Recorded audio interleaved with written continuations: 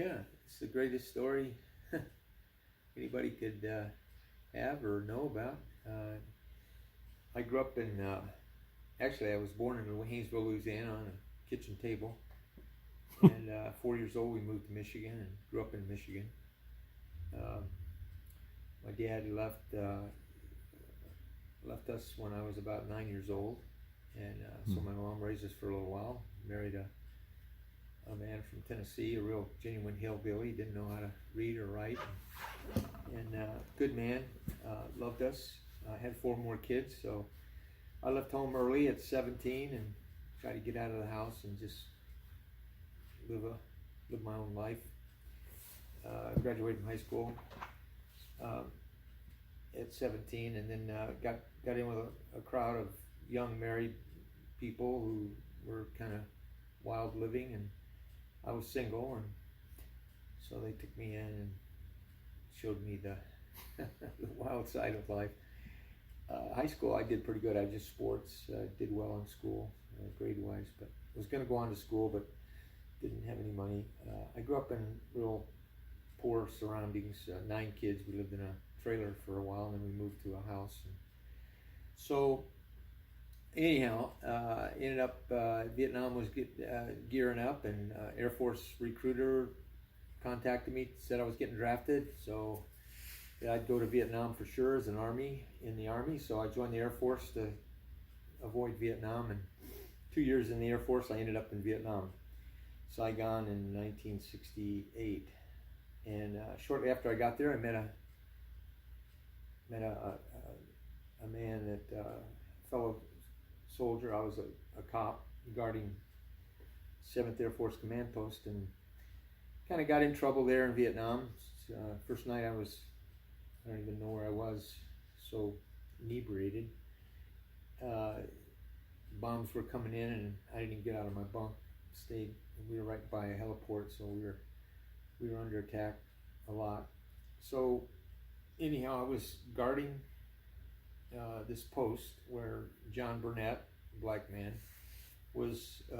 I knew him. There was something about his life I was impressed with. He was humble. He didn't mind being there. He wasn't complaining, grumbling. He just had a good spirit about him.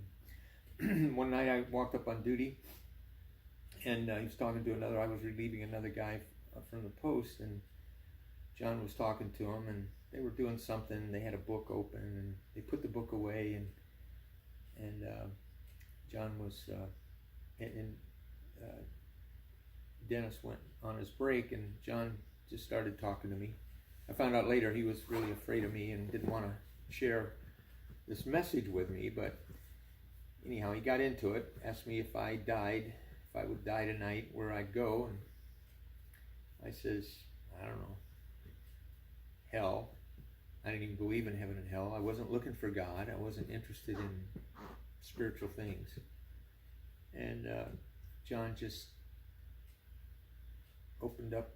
Actually, he didn't even open up the Bible. He just started sharing with me the truth about Jesus and who he was and what he did for me, and shared some verses, and I began to just understand. It made sense. It made sense that he loved me. He died on the cross. I'd heard about Jesus. I saw my mom and stepdad lives change somewhat they went forward in a meeting, and their lives they started singing gospel songs and sending us to Sunday school, but it didn't really make any sense to me until that night. And June 27th, 1968, John asked me if I'd like to trust the Word of God, trust what Jesus was saying. He died for me while I was yet a sinner. Christ died, and he died on the cross. He did all that you hear the gospel is, and it just humbled me, brought me to a place where I had to have Christ. I had to have this life that he was offering. So I prayed with him, and I remember getting up off my face.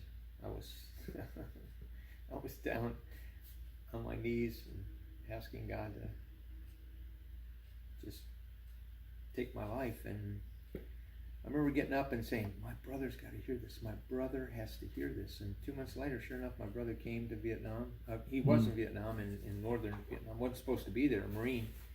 I was in the Air Force, and he came and visited, and sure enough, he heard the same message and gave his heart and life to Christ.